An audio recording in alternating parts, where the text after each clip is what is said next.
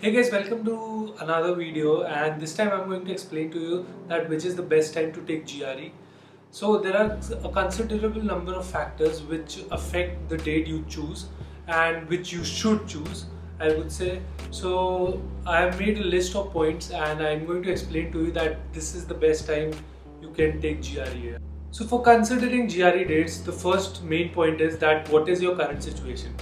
Are you still in your third year or fourth year? Are you graduated or are you working? So if you're still in your third year or fourth year, right, you still have time. Like if you're in third year or in your second year, then you have time.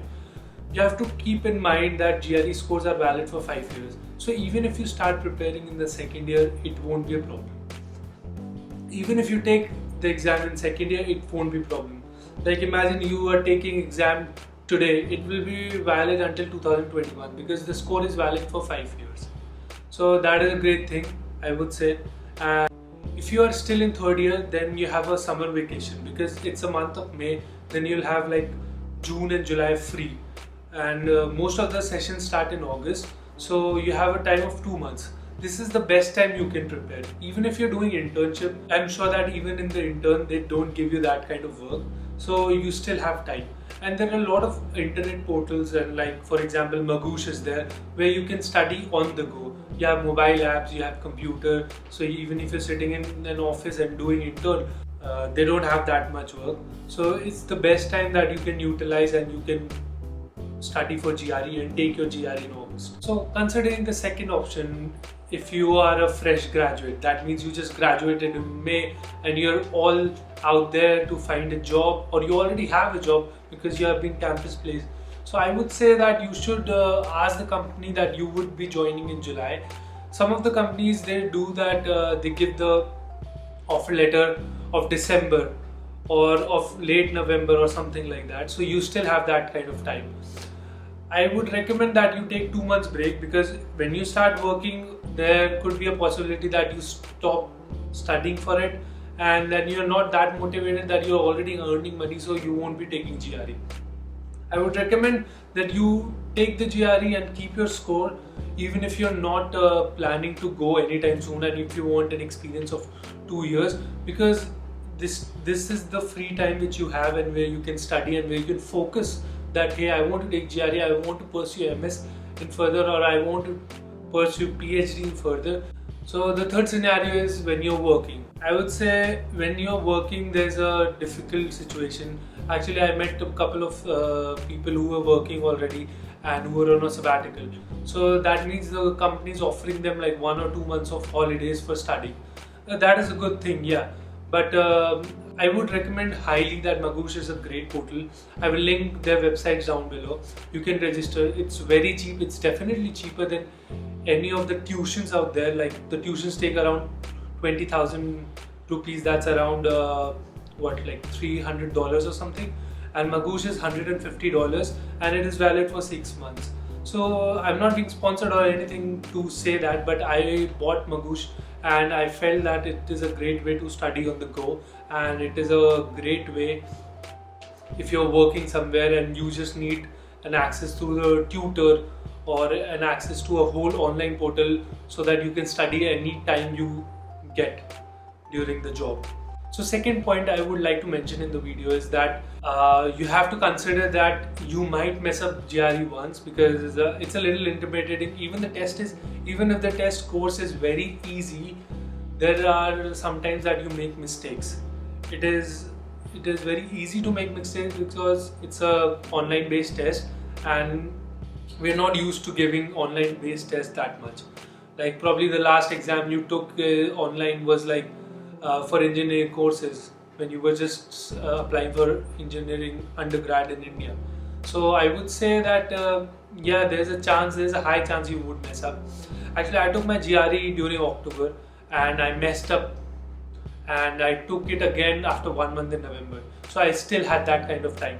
So there was not a significant difference in my score, but there was an 8 points difference, and I was feeling more confident while applying to universities with that score rather than applying with the score like the previous one. So yeah, that's one good thing.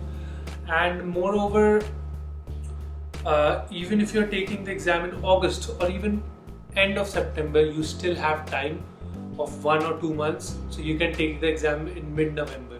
See why I am emphasizing to take GRE as soon as possible, because a lot of universities have application deadlines of 15 December or early December. Because I remember that I couldn't apply to Georgia Tech and I almost missed deadline of Arizona State University. Like, because after GRE I took my TOEFL on 9th December, so there was a difference of 10 days between the exams because I couldn't get the date. So after 9th December I couldn't finish the process within like 4-5 days, and my official score wasn't even out by then. So I would recommend you guys to take GRE as soon as possible and to take TOEFL like within a week of that. Third point is, some of the universities have a scholarship deadline. So if you cannot fund yourself and if you're looking for some kind of funding, a lot of universities have like funding in late November or starting of December. Like the better it will be that you apply as soon as they have a funding option open. So if you're planning to apply for scholarship, it'll be best if you start like researching as soon as you take GRE, maybe in August or maybe starting of September, and then you apply to the scholarships, because scholarship applying is not that easy. You have to write an essay why you want to do your masters there and why do you need this scholarship and what have you done. So you need to get it proofread a lot of times, all that essays and stuff. So I would recommend that the earlier the better. So to summarize this video, I would like to say that it's the best time to take GRE is during August. And because even if you mess up, you have like 1 month or 2 months or 1.5 months to take it again and increase your score. Because some of the people really take exam 3 times, because there's no harm in taking exam 3 times. It is $200. Sometimes we think that $200 is too much.